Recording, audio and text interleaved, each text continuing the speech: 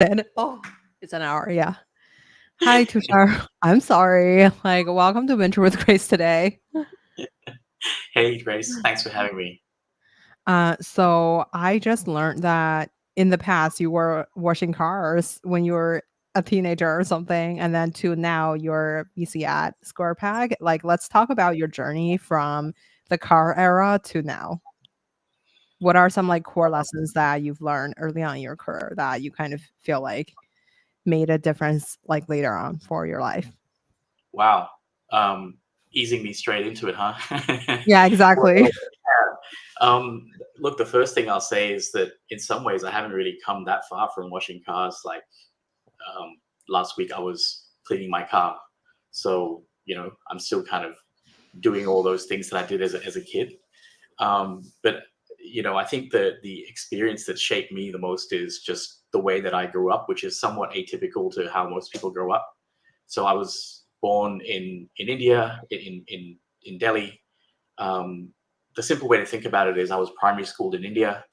I was secondary schooled almost entirely in England, and tertiary education and finishing high school was in Australia. And so I moved around quite a bit as a kid. So there's those broad brushstrokes of moving continents. But even within England, I moved around. We were there for 7 years as a family. I moved around every year or 2 years. So I was going to different schools, learning to integrate into different um, cities and cultures and groups, trying to hustle and find my way in some ways. Um, and that was pretty difficult as a kid, particularly pretty difficult as an introverted kid. I wasn't the most extroverted kid. I kind of grew up with the first generation of home computers, so I would learn to program myself. That was kind of my good friend through all my moves. And the washing cars bit was essentially, you know, I had to find a way to earn pocket money, and we lived in these kind of pretty not super rough neighborhoods, but they weren't like awesome neighborhoods because my mom was an eye doctor and she was working in these hospitals for 1 year stints, and I was moving around with her, and so that's what I did to kind of make money. And I learned a lot from that experience. I learned how to land in a unknown situation, with new people, and despite my sort of introversion, learn to integrate pretty quickly, learn to connect pretty quickly. I learned to find a way to sort of create value, be that for others or for myself in the case of earning pocket money. And I think that's a pretty instructive experience that stayed with me even today. And it shaped me through my career as a lawyer. It shaped me through my career as a management consultant, a programmer. My sort of professional career has had a undertone of tech running through it, be that as a lawyer or a consultant, and now as a VC. But as a VC, like, what do you actually do? You basically you meet people, you try and connect with them, you try and hear their stories, you try and buy into their vision. If you're lucky, they let you invest, and then you go on a journey with them that can span a decade or longer, and you want to stay connected and stay supportive and help out wherever you can, while still remembering that it's them that's building the business. And I feel like my childhood experiences, moving around, learning to connect, learning to create value, are now serving me pretty well in my role as a VC. I wonder, okay, so let's talk about your career as an investor. I feel like one thing I think it's really intriguing about your fund is you guys are looking at Asia, Australia, and Israel, so it's more fairly on a global level. And can you chat a little bit more about how the fund is structured, and then how much would you guys be spending time in Australia or Asia or different places? I wonder how is the fund structure, and then what are some bigger trends that you've seen from these different countries? And Mhm. obviously I feel like a lot of people are very familiar with the giants like Canva, or all these other big companies that coming out of these areas. Can you share a little bit more about what are some common pattern that are in these countries, versus what are something that in the major tech ecosystem in the US? Mhm. So I'm a partner at SquarePeg, and SquarePeg's a venture capital firm that's been around for about coming on 13 years. I've been with the firm for around 10 years. Mhm. Um, and we invest in three main geographies. We invest in Australia, New Zealand, Southeast Asia. So think about that as like, the region ex-India, China, Korea, Japan. And we have a presence in Israel as well. So those are the three main geographies. And we have teams on the ground in each of those geographies. So we have offices in Sydney, Melbourne, in Australia, in Singapore, and in Tel Aviv. So I want to focus a bit on Australia and Southeast Asia in this conversation, because what they have in common is they are emerging venture and tech ecosystems. If you think about the US, the US is probably had a 10, 20-year head start on this. They've essentially built an economy that's centered around tech. And that pump is now very well primed and is producing very large companies at scale, multi-billion-dollar companies every year. But what most people don't realize is that today, it is equally likely that the next tech unicorn is going to come from outside of the US, outside the US and China, actually. So it could come from Australia, it could come from Southeast Asia, and other parts of the world. And actually, that is what's happening. So that's the sort of trend that we're riding on as a venture firm, and we're trying to enable that trend. And what are the dynamics of that on the ground? Well, they're slightly similar in some ways across Southeast Asia and Australia, and they're slightly different as well. Let me start with Australia. Australia has a heritage as a venture nation. The core industry of Australia was and continues to be, to a great extent, mining. You're prospecting. You're trying to strike something and mine for gold in some ways. And I think venture and technology businesses are the next iteration of that kind of innovation and prospecting. The talent these days is not going towards digging something out of the ground. It's going towards, and nor is it going to Goldman Sachs or McKinsey or all those places, which are still amazing places. That what we're seeing on the ground is that more and more people are now trying to build technology businesses, because today you can build a technology business very easily from Australia that scales to the world. And Canva is a great example of that, but there are many, many, many others. There's Atlassian, and what the world hasn't yet seen, but I can see, is that there's going to be 10, 20 more of those in the next 5 to 10 years. So I think for Australia, which is particularly for Australia, which is a small country, I think there is this drive to build an innovation economy and to use that as a lever for economic growth for the next few decades of the country. And the tech part is a really important part. And SquarePeg has been part of that journey as part of the sort of the new wave of VC managers for the last 10 to 12 years. Southeast Asia is also a very emerging ecosystem in tech. And when I say Southeast Asia, for your listeners, what I'm really talking about is countries like Singapore, Vietnam, Indonesia, Malaysia, Thailand. If you take that region as a collective, very different dynamics to Australia in some ways. It's way more of emerging economies versus Australia being a developed economy. But these are some of the most populous. It's one of the most populous regions in the world. They say India has 1 billion people. Like Southeast Asia is not that far behind in terms of number of people. They are the fastest growing economic regions in the world. And the other thing which still blows my mind is that about almost 60% of the region is under 35, right? And, these are regions that not long ago had wars and, dysfunctional governments, and have emerged somehow out of that and through financial crises into some very stable economies with an extremely young, connected, forward-looking population that wants to build and achieve something better than what their predecessors could achieve. Because it is the way of emerging economies that as wealth rises, people aspire to more. And so what the trend that we see in Southeast Asia is more of a macro growth story. It's like as these nations rise in their importance in the world, and as they become richer, and as this young population strives to have more, what are the opportunities that's going to present? Because there is no way that traditional infrastructure in these places can keep up with the rate of growth.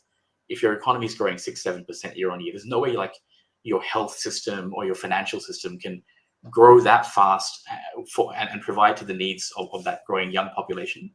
And so the only way you can do it is with tech. And so for us, what's really exciting in that region is to find what tech-enabled businesses are going to emerge that fill that need, that desire of this population to access things like health in a better way, or education in a different way, or finance in a different way. To give you a pithy example, I don't know, you probably have a Robinhood account. What is the Robinhood for Indonesia. Mhm. And Indonesia, 300 million people, right? Now, half of those are under 30. Like, how are they going to trade stocks? Are they going to trade stocks?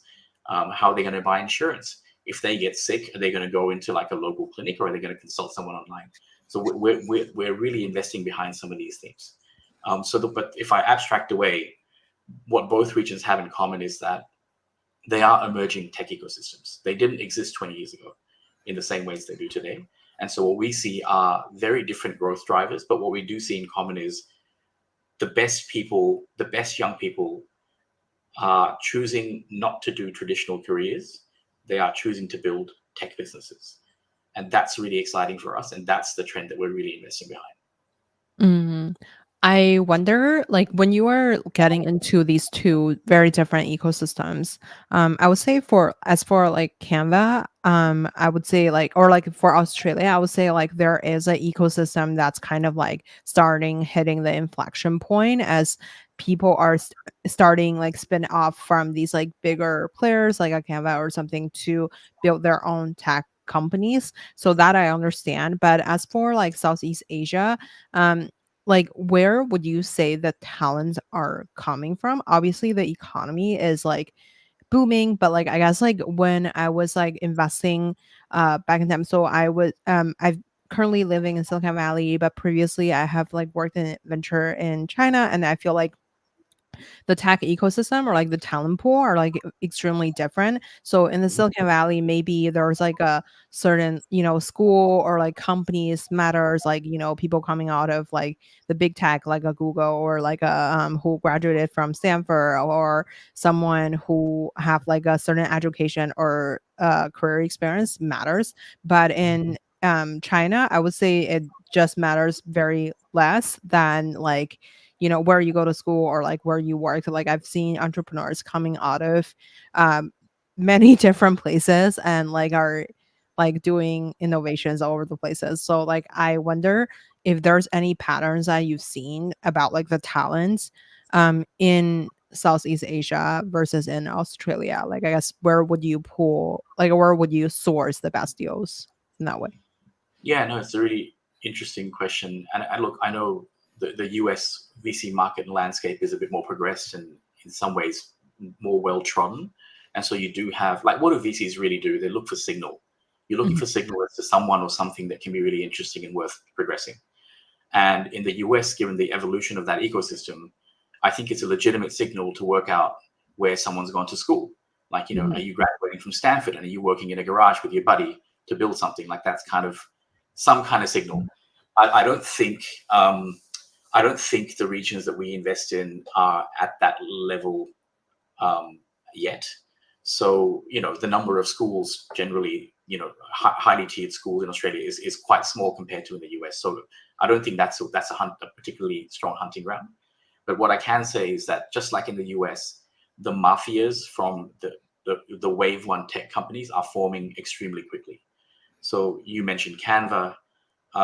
There is a Canva mafia, right? Like, these are Mhm. people that worked in Canva and they're spinning out and building stuff. But even before that, there was the Atlassian mafia, and there is the Atlassian mafia.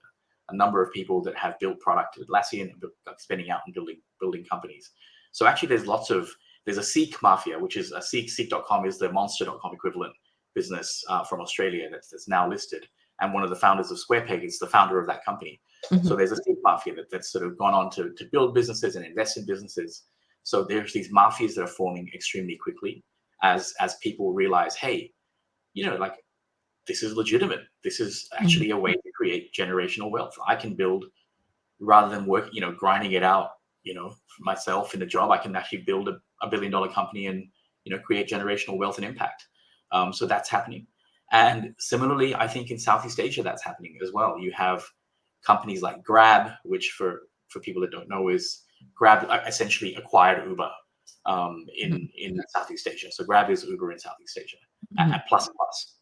There's another competitor to that company called GoTo. There's a major e-commerce company called C Group that's listed in the US. These are all extremely intense, competitive, fast-growing companies in the region. And they've been around for 10 years, and they are also producing a mafia. So for us, it's less the school someone went to. But we pay a really keen attention to people that have had experience in these companies that are spinning out to build businesses. And the simple reason for that is, firstly, these companies select the best talent, and so there is almost like that selection. But also, like, the people that are working in these companies have seen scale, and that is a rare thing in this region. Like, not everyone in this region has seen scale in a tech company, and that's a really important signal for us. The other interesting trend that I'll say is that the archetype of the founder that's building businesses in these regions has shifted in the last decade. So in Australia, it's tended to be a bit more the same. You have people that are Australian that want to build global businesses or national businesses in places like Fintech, and they're coming out of good universities and they're well educated. And Australia generally has a very high quality and high level of STEM talent. So you can get a local team to get going. That's been pretty consistent. But in Southeast Asia, what we've seen is a shift from 10, 12 years ago, when it was really expats living in the region starting businesses. Like, they came from outside the region, lived in the region, and usually saw like an arbitrage opportunity, saying, hey, I've seen Zillow in the US. Nothing like Zillow exists here, so why don't I build it? And so that's how a company like PropertyGuru came up. But now that's changed. Now what we see is that the archetype of the founder is local. They're from the region. They grew up in the region. They probably went outside the region to study or work for a while, but they came back to the region to build something, because their family is here and they want to create, and more importantly, they want to create impact here. So that's a trend that we see in this region. That's, again, super exciting, because there's way more local founders than there can be expat founders. So that's another trend that we see. I wonder, when it comes to like the companies that you guys are looking at, I feel like a lot of when you're thinking about like the for example, you use let's say like a Uber as an example. Let's say in the US there's a Uber, but like in um outside of the US there's Grab. And like I wonder, as for besides looking at equivalent, how do you find out about the companies that are doing something innovative on their own? Like, is there any like original ideas that you feel like in Asia or in Australia people have been able to successfully execute it that should be coming to the US? And I've seen a lot of like, I think a while ago it was like live shopping. I've seen that's very successful in China, and then a lot of the US investors have tried to invest in companies that are live shopping in the US, but it all didn't really go so well so far. So like I wonder, what are some trends that you think happening in Asia or Australia that could be quote unquote pull off by the US market? And what are the strategy of like, in the US, like in like outside of the people from outside of the US bringing in their innovation into US and like to a global scale in general? Like maybe since like Canva is your hi Oscar, I want to say hi to the audience. But anyway, so let's say for Canva as an example, since like Canva is your portfolio company, how did you guys like discover the company, and what were the things that you feel like Canva did right to pull off this like global scale of innovation? Yeah. Look, so the preface that I'll put on this is that today, you and I can start a company pretty much anywhere. We can buy some server space, like buy some server capacity on cloud, and build a product and sell it anywhere, right? So that is the fundamental underpinning innovation for everything that's taking place right now. And I think that's actually being turbocharged now with the advent of AI-enabled capabilities. Now it's not only possible to start your company anywhere, it's possible to build so much faster and with so fewer people from anywhere, using the tools that are now available to us. And so when we talk about companies that are exporting innovation to other regions, I think practically speaking, for the most part, we're talking about businesses that are like SaaS businesses or AI businesses, because they, by their nature and their business model, are architected to be built one place and sold everywhere. So when you talk about Canva is an absolutely definitional SaaS business. Atlassian is a SaaS business. And that's really what's driven their success. They built an amazing product. They saw a problem that was global in nature. They built a product really lean efficiently in one place with a great talent, and they ship that product globally to solve that problem globally. And that's what Canva's done really, really successfully. Now, of course, it's not that easy. Like you've got to build the best product and prosecute it internationally. And at some point, if you're prosecuting markets like Europe or the US, it means you have to have a significant presence in those markets, not just to sell the product, but also to build a product. Because while we're really excited about the depth of talent in our regions, we do understand they're still emerging regions. And at some point, when you get to a certain scale, you tap out and you got to go build your team in some of the more developed economies. So that's, I think, what Canva's done very well. What do we see in them? Like, we invested at the seed stage in Canva. We were extremely lucky and blessed that we did it, because Canva has been a gift to the Australian venture ecosystem that's delivered for all the major VCs, not just. So we're extremely grateful for what they've done for the ecosystem. What do we see in them? Like, we saw in them what do you really see in someone when you're investing in seed? Like, they don't have a product yet. They have a deck, maybe they've got a vision, and they've got themselves, and really that's what you're betting on, and that's what we really bet on. And sorry, I should preface that Canva was done before I joined SquarePeg, but I'm sort of going on what I know. We saw founders that had a really precise and interesting take on a problem that existed everywhere. And that view was everyone should be able to create beautiful things easily, and you shouldn't need to learn Adobe Photoshop to do it. And we think we can do it in a really simple way that meets the needs of 80% of people or 90% of people. And we thought that is an extremely bold and interesting vision that we want to support. So we invested in them for that reason. So it was a function. If you break that down into a more sort of clinical language, was the team exceptional? Yes. Was there a clear problem that existed? Yes. Could that problem be extremely large and global? Yes. Did we think that they had the capability to execute behind that problem? Yes. So that's what we saw in them, and that heuristic still exists for how we invest today. And the other exciting trend that I can tell you about, which is similar to Canva now, is it's just as likely that the next Canva comes from Southeast Asia or India, because these businesses can be built anywhere, and we're now lucky to be at the forefront of the next wave of innovation, where there's an increasing number of SaaS and AI companies forming in Southeast Asia that we are looking at and investing behind. So companies like Superbase or Lottifiles, these are going to be huge companies, and they're coming out of Southeast Asia, which no one 10 years ago would have thought about. I've actually forgotten what your next question was, so you might have to repeat it for me. Yeah, totally. I feel like I wonder maybe I'll just ask a different question.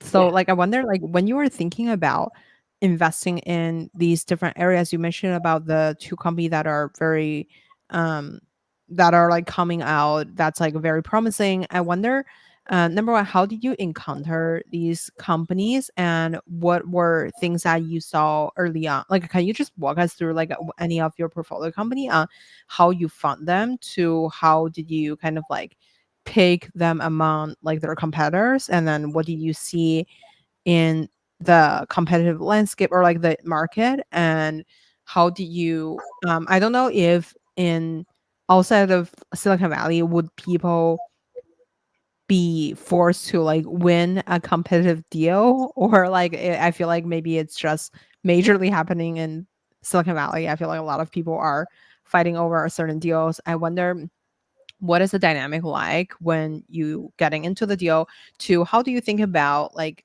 eventually exiting on the deal, because a lot of it is also about the valuation as well as portfolio construction for the fund. I wonder what's your thinking framework there when you invest in a certain deal. So I think there's a few things in there, right? There's how do you find it, how do you win it, or do you have to win it, and then how do you actually create value over the long term, and ultimately deliver an exit. So on the finding it, look, for SquarePeg, we are quite thematic. We aren't a generalist VC, so we focus on a few key themes. They are fintech, SaaS, AI, and a growing focus on climate. The other thing I'll say is, like, these aren't, there is no ecosystem in the world where you open a VC firm and hang your sign outside the door and say, hey, come, best company, come to me. and I'll fund you. That just doesn't happen. You got to go hunt. And so we are very, very proactively hunting for the best founders to invest in. In fact, we're spending a lot of time and energy and effort on building like a data capability that helps us automate a lot of that finding, which is pretty cool. But the core job is finding, and we are focused in what we're looking for within those thematics that I mentioned. So you got to go find these companies, and yes, these are competitive ecosystems. Now, are they as competitive as the US? Probably not, but they are very, very competitive. There are some big funds in Australia. We're one of them that are competing hard for the best investments. And Southeast Asia, has all many of the big names in there: Lightspeed, Sequoia. Sequoia's not called Sequoia here anymore, but Sequoia and a bunch of others. And as a region, actually, it's got competitors to us from coming down from China, coming from Japan, coming from India. And so the competitive intensity is pretty high. So in our experience, it is rare to find a company that you just discovered that is amazing. And you're the only one that's got access to it. The best you can hope for is you get access to it earlier than someone else, as you have a head start, and that you can move faster than everyone and win that investment. And to win that investment, what you've really got to win is the founding team, the trust of that founding team, their belief that you're the best partner for them. And that's something that we spend a lot of time and effort on as a firm. So yes, finding things is proactive, not reactive. Finding things for us is thematic, not generalist. Winning things is extremely intense and competitive, and we put the entire machinery of the firm behind winning. And I think for us, what we win on is actually culture, nothing else. My money and your money is the same color and the same value. But the way that I interface with a founder and the way that I'll be on a board or the way I'll help them might be different to how investor B or investor C or investor D might help them. And we find that what helps us win is actually that difference, that cultural difference, and the advocacy that we create from our existing founders that we are the best partner for the next founder. Then I think you get to how do you add value and how do you exit? And look, that's a long journey. We've been around for 12 odd years. So we are now coming to the end of the first wave of, part of it actually, as much as proving to others, proving to ourselves, can we create the value from these ecosystems? And I think the good news is that we can. So we just reached a milestone of having returned almost $1 billion back to our investors, which is very, very significant in these regions. And I think that's testament to what the founders have been able to do and build in these ecosystems. I think Australia also has an extremely functional liquid exchange, local exchange, where tech companies can exit. That exchange historically had mining companies on it, so that the investors in the ASX are very used to investing in prospective companies, right? Companies that maybe haven't made it big yet, but they think will make it big. And so as a result of that, you also see a lot of tech companies locally listing on that exchange. And then, of course, the bigger companies like the Atlassians and others, they go and list in the US. Southeast Asia is still a few years behind on that journey. I don't think there is a logical, strong, liquid exchange in the region itself for tech companies. India has it, right? China has it. US definitely has it. Southeast Asia doesn't have it yet. So it'll take 5-10 years to build. So those companies either need to find a different kind of value creating outcome, or they need to go to the US or to Australia to create it. So that's the trend that we see. But I think the fundamental thing is, are their businesses good enough and big enough to be worth exiting in these regions? And that I can categorically say yes, there are. There's lots of them. And once I think we come out of this shit show of a cycle that we've been through the last couple of years, you're going to start to see many of them list in the US and from the US, but also from outside of the US. I wonder, so in terms of like fintech, SaaS, AI, and climate, can you give us like the overview of like what are the major trends that you've seen in the sectors that you just mentioned? And I guess like what are some particular things that you would intentionally trying to hunt? As you mentioned, like I think hunting deals, like the approach that you would take. Yeah. So I'll talk about fintech. And it's a global trend for us, but how we prosecute it varies a little bit by region. So if I take Southeast Asia as an example, the fundamental thesis is one of access. Mhm. You have an emerging economy that's growing in wealth, and they will need access to a growing number of different financial products and services. So what are the business models that they will need? And then that's the lens through which we go hunting. So I'll give you an example. Afterpay is probably the best known example globally of the buy now, pay later movement. It's an Australian company that went global, ultimately acquired by Block for about $30 billion. So an enormous success for the Australian ecosystem and for that category. We saw that trend rising in Australia. We missed it in Australia. We didn't invest in that company. But what we learned from that was to say, okay, like, fundamentally the service they're providing, other people are going to need it in other parts of the world. So who's building the analogous model in Southeast Asia? So we went hunting for businesses doing BNPL in Southeast Asia, and we met a number of companies, and that's how we found a company called Credivo, which is now the largest digital credit provider in the region. And we found them at Series B stage, and it was an extremely competitive investment to win, and we sort of worked really hard and we won it. So that's an example of where we saw a trend in one market and leveraged it into another market. But if you ask me, like, what are you looking for in fintech in Southeast Asia? I'd say we're looking for, and have already invested in many things.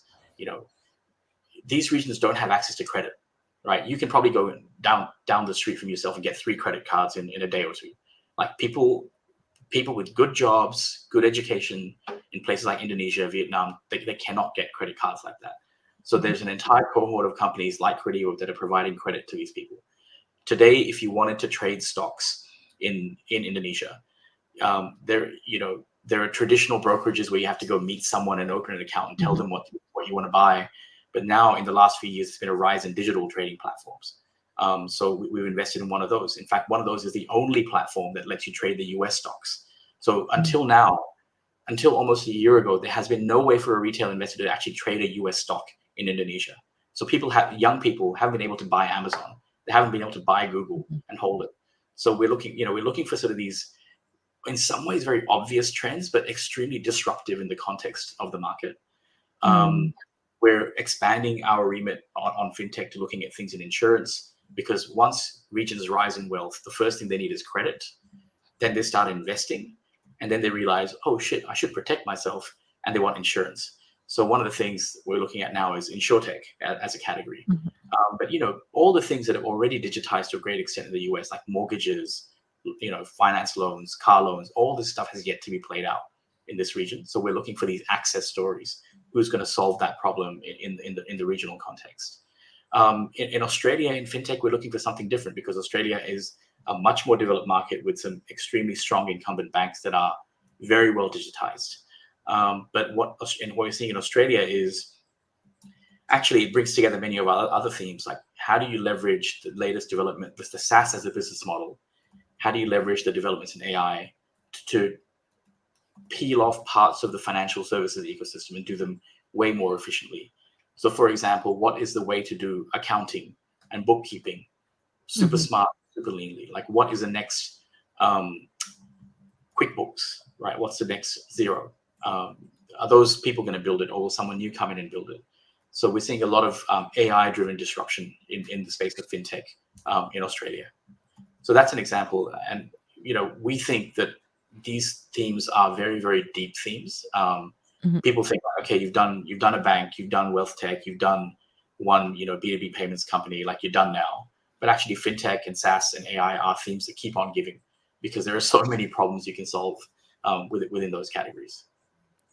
I wonder, you mentioned something about, like, for example, in people in Indonesia, they may not be able to shop like stocks on Robinhood.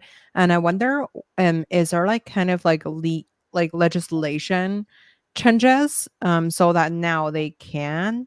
And Yeah, if that's the case, why can't people just use Robinhood instead yeah. of like, they have to reinvent a Robinhood? And I mean, I have a second question and a different thing, but like I wanted to No, keep it it's a one question at really, a time. It's a really good question. Let me answer it specifically and generally, because I think there's a deeper point there. So specifically, they can't because it's illegal, right? Robinhood can't sell its platform to retail investors in Indonesia. So if you're a 30-year-old with a decent job and you want to trade stocks, you can probably VPN and use Robinhood, but that's actually illegal. So what one of our companies, it's called Pluang, has done is actually work with the regulator to develop a framework to make trading US stocks for retail investors legal and legitimate.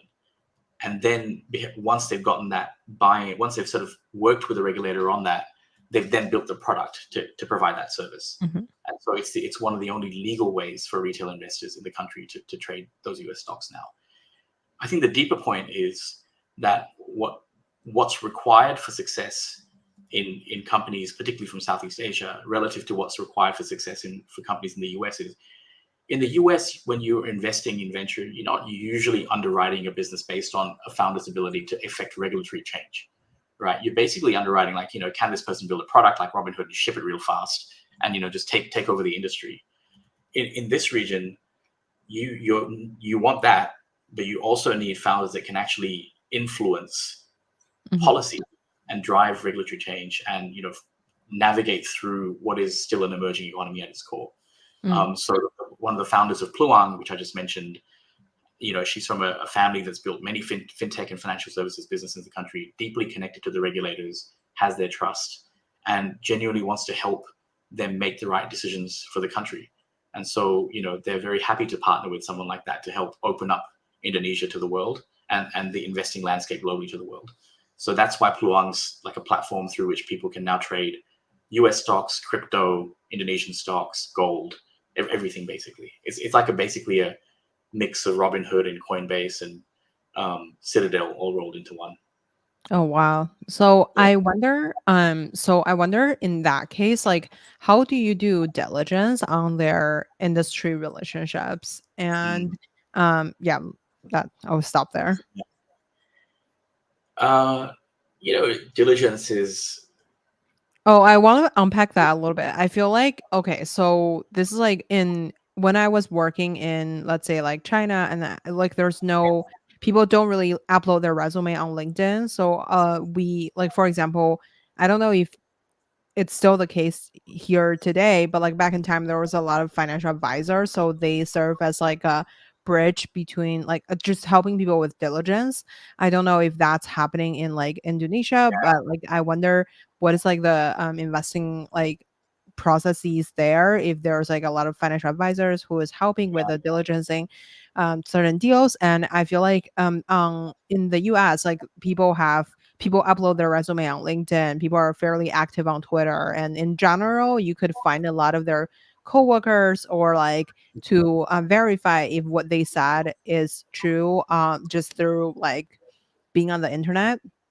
But I feel like there is less of a transparency from, I guess it's not necessarily like good or bad, it's just like a culture thing. Like people may not having the habit of like uploading everything onto a platform about their resume and everything. So I wonder how do you diligence certain deals, and when it's about like a relationship driven or network driven or distribution driven kind of factor. Yeah. Look, I think by and large, LinkedIn is pretty proliferated in all of our regions, and people do upload their CVs on LinkedIn. So that's pretty standard. But I think when you diligence, you really got to go look behind that LinkedIn and look a lot deeper. And so, particularly in Southeast Asia, you got to spend a lot of time validating things that you don't spend as much time validating in even Australia, right? Like you got to work out, okay, like who is this founder? Like what's their family background? Like who are they connected to? What's that family's business? These economies are still at that point in their evolution where that stuff can be quite important. And so you need to do that. Of course, you try and get as many vectors of reference checking on the core team. So it be that ex-colleagues, ex-founders, ex-investors, you've got to be pretty thorough in that diligence. But there's another lens of diligence, which is, as I mentioned earlier, like let's say that there's some company building a new wave in tech, right, in Vietnam, and they say like we're gonna build a company that's going to do micro insurance in this way or that way, and no one else can do it, and we're going to get a license and do it, and so you have to validate that those licenses are available or will become available in your timeframes, and that this company is the type of company that might get it. Because in other parts of the world, you see regulators now doing things like saying, we'll give licenses, but not to venture funded companies. So you've got to really not only diligence the founders and the team, but you've got to diligence the industry to see if the type of disruption they're trying to create is even going to be possible from a legal and regulatory standpoint, which is not something you typically spend that much time on doing for businesses in the US or even in Australia. So it's a particular quirk of investing in disruptive business models in emerging markets. Mm. And I wonder, like, how do you get in touch with, let's say, like the policymakers, or like how do you kind of vet if a certain thesis is viable? Because I think this may be like it's like a I guess like a through innovation. I feel like um if something is related to something that's unable to change, let's say like the policy or something, um I think it's really interesting to look at like the example of Uber, Lyft, Airbnb. Yep. They were all able to successfully, I guess, like navigated the um ecosystem pretty well for them for the disruption to happen. Also kind of like they were just able to navigate these like really intricate situation very well. And I wonder, what do you think are problem that could be solved by, you know, working closely with the Yeah. Yeah. policymakers versus like what are things that's just fundamentally that's unable to be done? No, I think that's a really interesting question. It's a really difficult question in some ways, because what Uber, even Airbnb proved is that with the right sort of business model, right product market fit, the right capital to scale, you can scale these things really, really fast internationally, before the regulators, get inkling of what's going on. And by the time they do, something has become so much a part of the zeitgeist or way of being for mass consumers that it's very hard to take it away, right? So I think that they have that in common. Um, I do think, though, in the long run, you can't outrun regulation. And we're seeing that in many different ways. Like, Uber is in many different ways regulated. Airbnb is now regulated. Airbnb is illegal in Singapore, right? So you can, no matter how fast you scaled, like at some point when the regulator catches wind and they see what is happening, they don't like it, they'll shut it down, right? So it's actually illegal.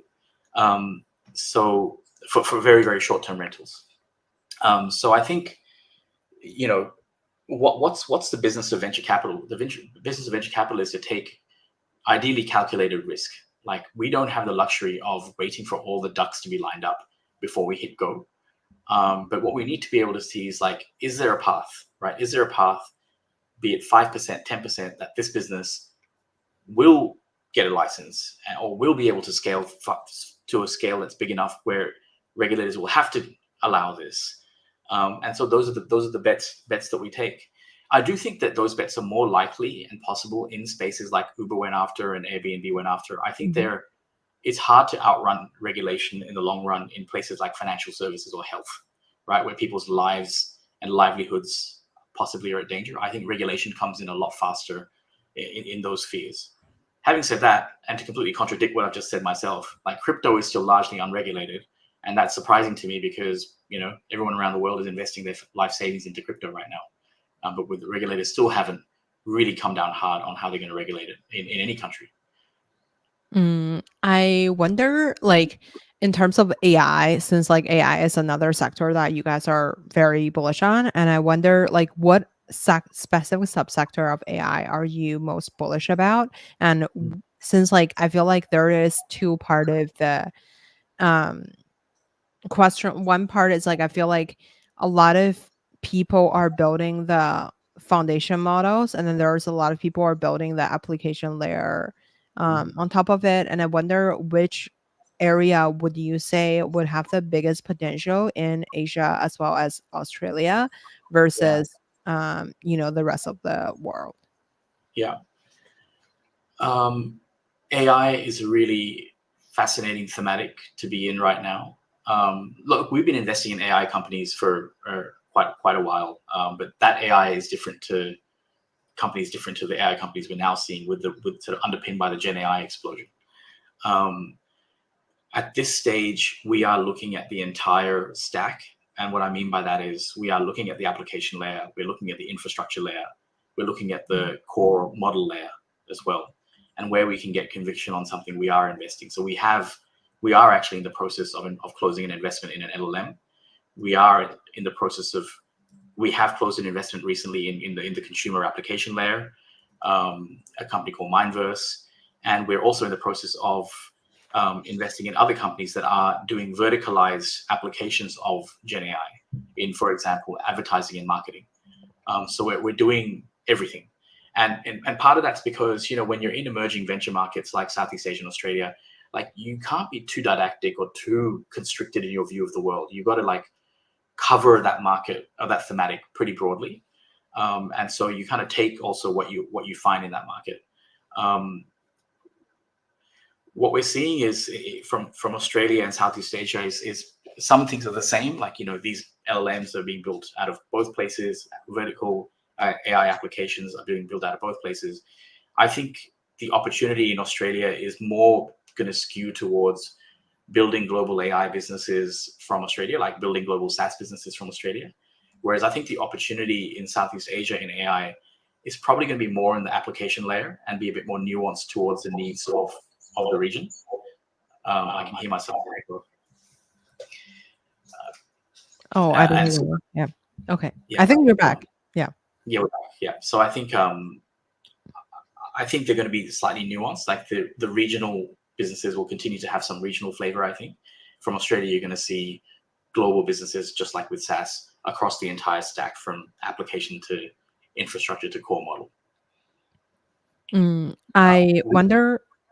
We historically, though, we do have a slight preference to invest in more verticalized AI rather than horizontal AI. So we have companies that have been doing, AI for radiology, for example. We invested in them many years ago before OpenAI came along. So I think increasingly we're going to skew more towards verticalized applications of AI solutions. I wonder when it comes to, like you mentioned, like in Australia, people are building like global AI businesses. What would you say would be like the advantages that they have versus like people coming out of Silicon Valley or like other places? Mm-hmm. You can find and replace AI with SaaS in that question. Like, what advantage does an Australian business have to build a global SaaS business versus someone in the Valley? And I think the advantage, there kind of is an advantage and there isn't an advantage. Like, I think the underlying point is that these businesses can now be built from anywhere.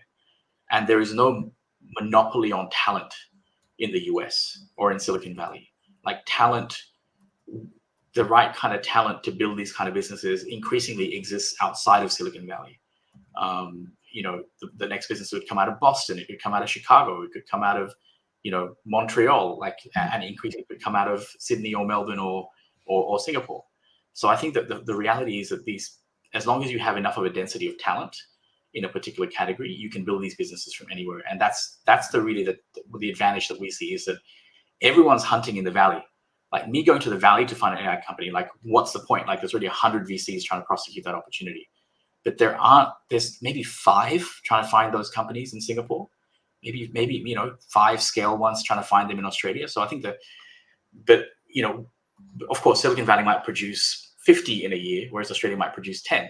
But I would better play the odds of finding one of those 10 than trying to get into one of those 50 in Silicon Valley.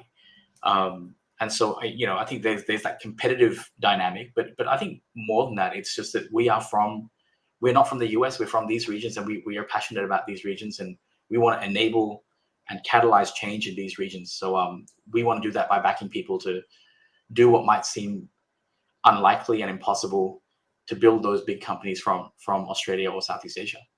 And Israel, we haven't talked about Israel. Israel proved that point. Like, Israel would have thought that Israel would export so many great businesses that are global, like Fiverr and Lemonade and all these businesses have come from Israel, like not to mention cyber businesses and tech businesses.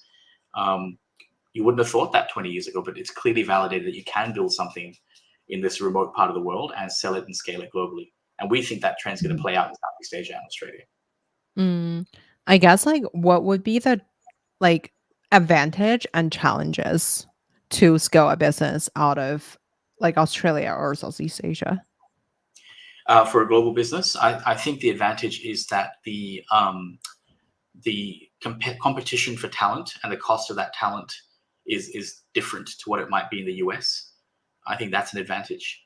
The other advantage, you can actually build that business with a regional team at a cost that's significantly lower than in the US for the same quality of team. I think the challenge is that at some point, you just the depth of that talent market and the depth of the capital market in the US is quite different. And so if you're getting to a certain point of scale, you have to have a presence in the more developed, larger markets like the US, like Europe, be that to go to market or be that to scale your team or scale the quality of your talent.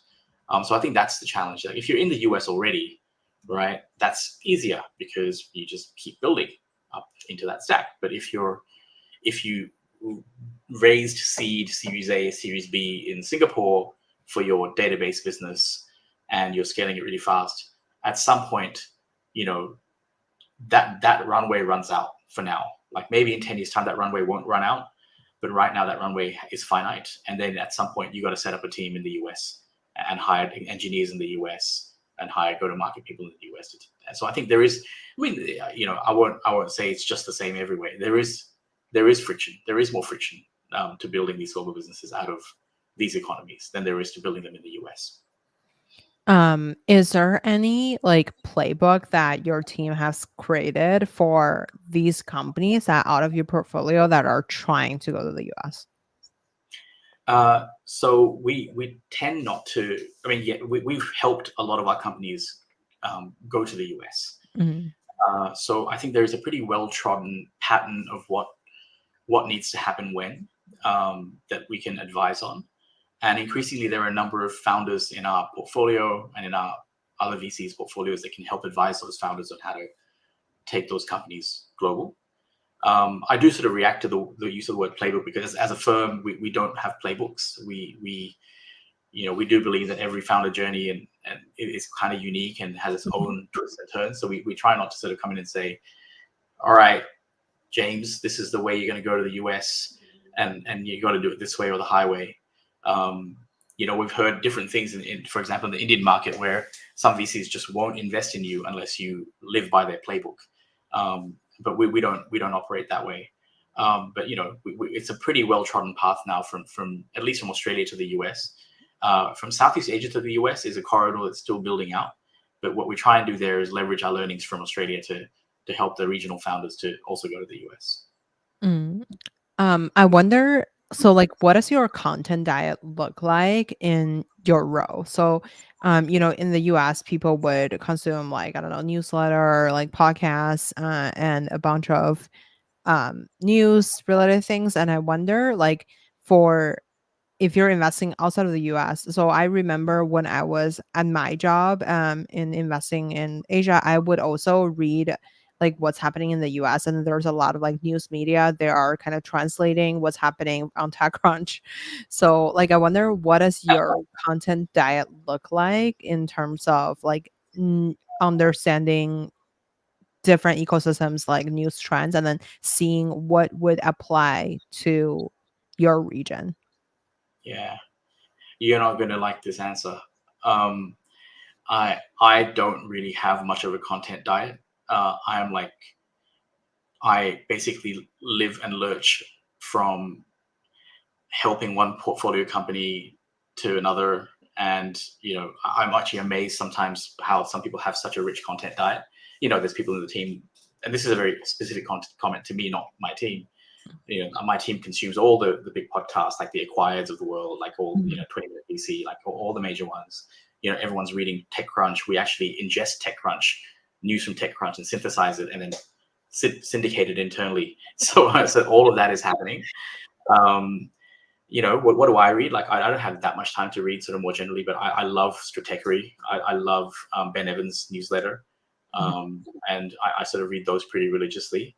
But other than that, when you're investing in emerging markets, what I ingest in terms of content is actually, if you go to Jakarta or you go to Ho Chi Minh City and you spend a day walking around, looking around, you will realize you will see 5 different opportunities, right? Because you will go, oh my God, like, this is how this works here. Like, this is insane, right? How can this be sustainable? Like, this has to be done better, and someone's got to be trying to do it better with tech. So who are those people?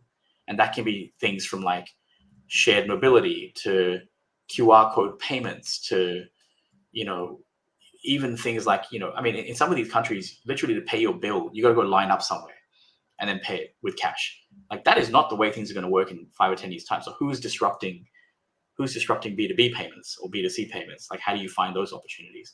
So for me, the best kind of content that I ingest is actually being in market, because that's the most exciting content. And yes, of course, you got to keep an eye out to what's the innovation happening in the world. But I get a lot of energy from ingesting that sort of very on the ground local content. Ingest the real world.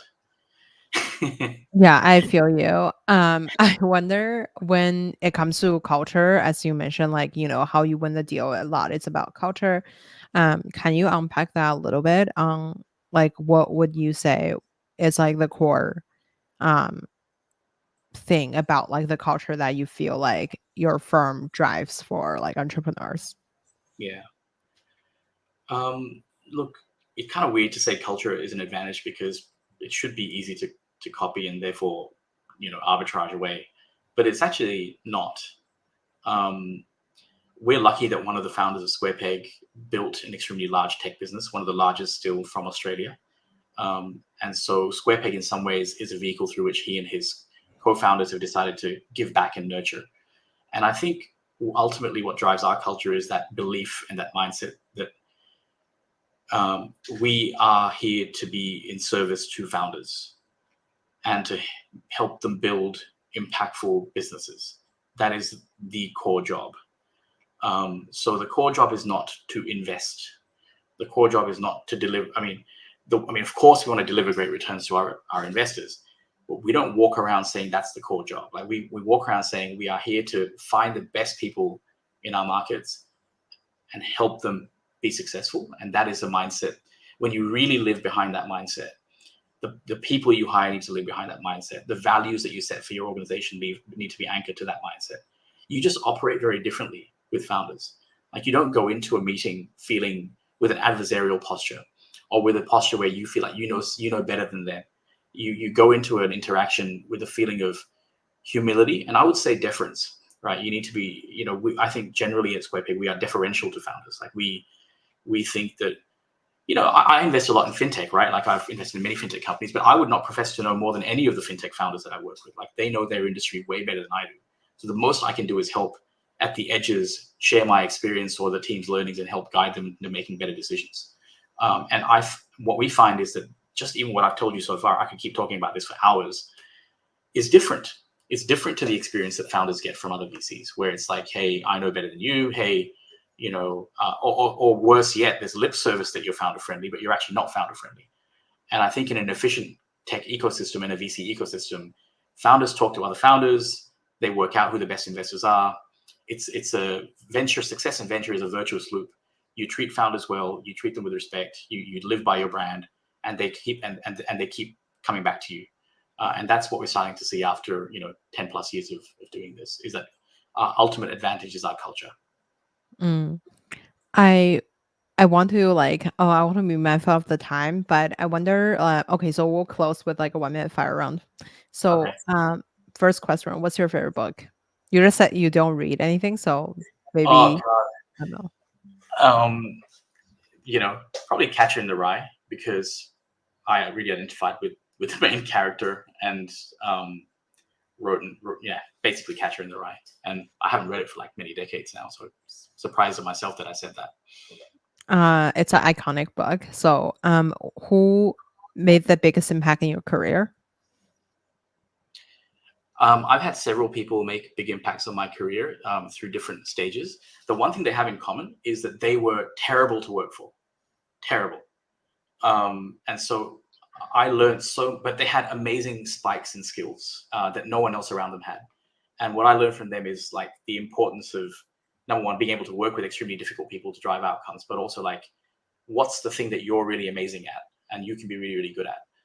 And so that I've learned that lesson from 2 or 3 people throughout my career.